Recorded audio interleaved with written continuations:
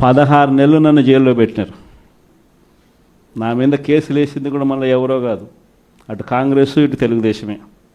నా పిటిషన్లో ఎవరు పిటిషనర్స్ అంటే అటు కాంగ్రెస్ ఎమ్మెల్యేలు ఇటు తెలుగుదేశం పార్టీకి సంబంధించిన నాయకులు. కేవలం రాజకీయంగా ఎదుగుతున్నాను అని ఒకే ఒక కారణంతో దొంగ కేసులు బనాయించారు. 16 నెలలు జైల్లో పెట్టినారు. కానీ ఏమైంది? బయటికి రాలా? ముఖ్యమంత్రి కాలా?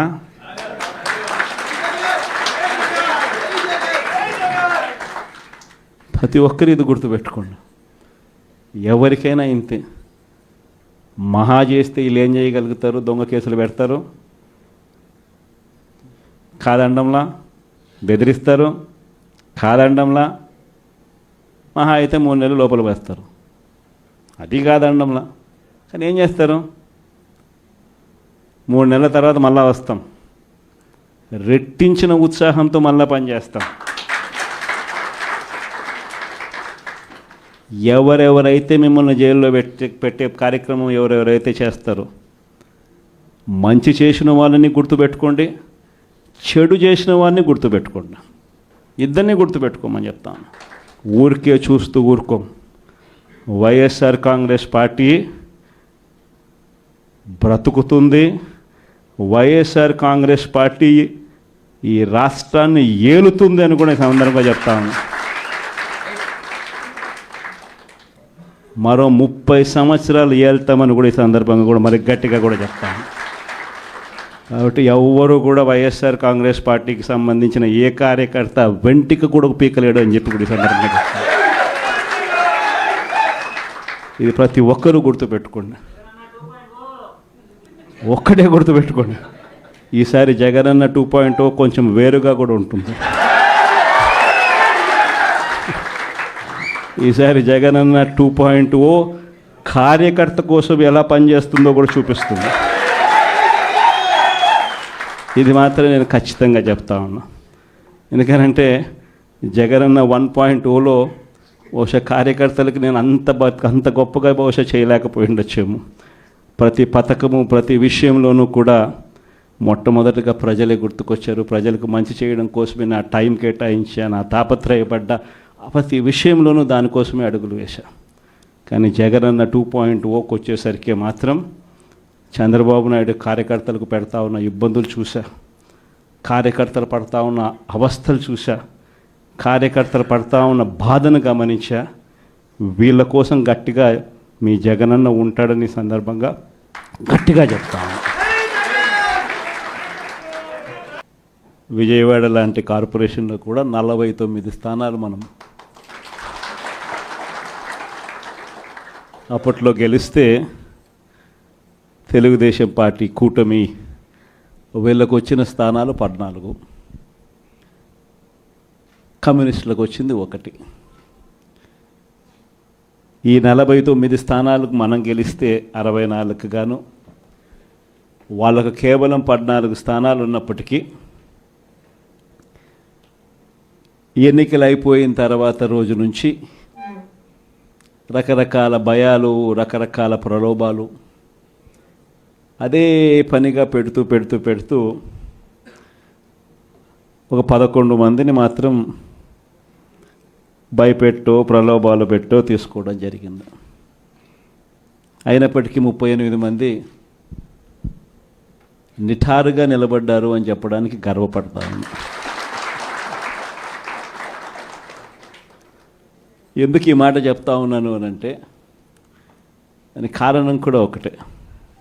ఇన్ఫ్యాక్ట్ ఏ కార్పొరేషన్ చూసుకున్నా, ఏ మున్సిపాలిటీ చూసుకున్నా, రాష్ట్రంలో ఉన్న ఏ జెడ్పీటీసీ పరిధిలో ఉన్న ఏ మండలం తీసుకున్నా, అటు ఎంపీపీలైనా కానీ, అటు జెడ్పీటీసీలైనా కానీ, సర్పంచ్లైనా కూడా, ఏది తీసుకున్నా కూడా ఎన్నికలు అయిపోయిన తర్వాత 3 సంవత్సరాల తర్వాత లోకల్ బాడీ ఎన్నికలు జరిగితే అటువంటి ఎన్నికల్లో ఈ రకమైన రిజల్ట్స్తో రాష్ట్రమంతా క్లీన్ స్వీప్ చేసిన పరిస్థితి వైఎస్ఆర్సీపీ ప్రభుత్వం, మన ప్రభుత్వం. అంటే ప్రజల్లో ఏ రోజైనా కూడా తలెత్తుకొని పోగలిగాం. ప్రజలకు ఎన్నికల మేనిఫెస్టో అని చెప్పి ఏదైతే ఎన్నికల వేళ మనం ఏదైతే ఇచ్చామో చూపించామో, ఏదైతే చూపించి మనం ఓట్లు అడిగామో, ఆ ఎన్నికల మేనిఫెస్టోలో 99% హామీలను నెరవేర్చి ప్రతి నెల ఏ పథకం అమలు చేస్తూ ఉన్నామో బడ్జెట్ ప్రవేశపెట్టే రోజే సంక్షేమానికి సంబంధించిన క్యాలెండర్ కూడా రిలీజ్ చేస్తూ, ఇదిగో ఈ నెల ఈ పథకం, ఇదిగో ఈ నెల ఈ పథకం, ఇదిగో ఈ నెల ఈ పథకం అంటూ క్రమం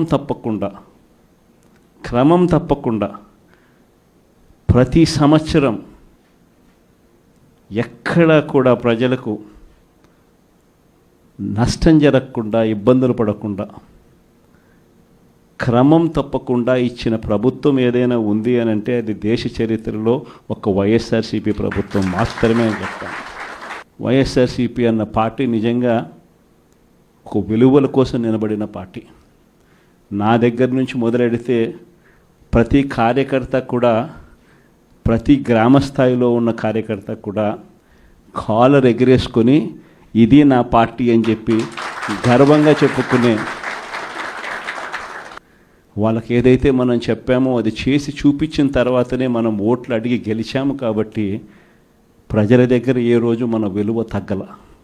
కానీ ఎన్నికలైన 9 నెలలు కూడా తిరక్క మునిపే ఈరోజు ఏ తెలుగుదేశం పార్టీ కార్యకర్త కూడా గడప గడప అంటూ ప్రజల ఇళ్లకు వెళ్ళే పరిస్థితి ఏ ఒక్కరికి కూడా లేదు, ఎమ్మెల్యే దగ్గర నుంచి కార్యకర్త దాకా.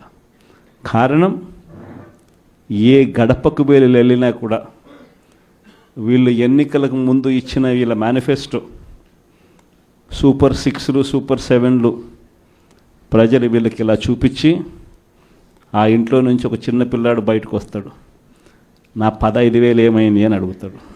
ఆ ఇంట్లో నుంచి 2 పిల్లలున్నా 3 పిల్లలున్నా ప్రతి పిల్లాడు బయటకు వచ్చి ఆ తెలుగుదేశం పార్టీ ఇంటికి వచ్చిన తెలుగుదేశం పార్టీ నాయకుడిని, కార్యకర్తను ఆ పిల్లాడు కూడా ప్రశ్నిస్తాడు, నా 15,000 ఏమైంది అని.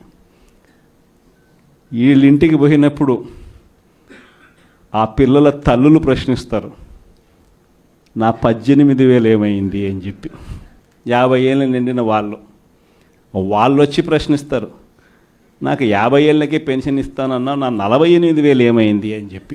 అదే ఇంట్లో 20 ఏళ్ళ పిల్లోడు, ఆ పిల్లాడు వచ్చి ప్రశ్నిస్తాడు, నాకు నెలలైనా 3,000 ఇస్తానన్నా 36,000 ఏమైంది, నా 36,000 ఏమైంది అని.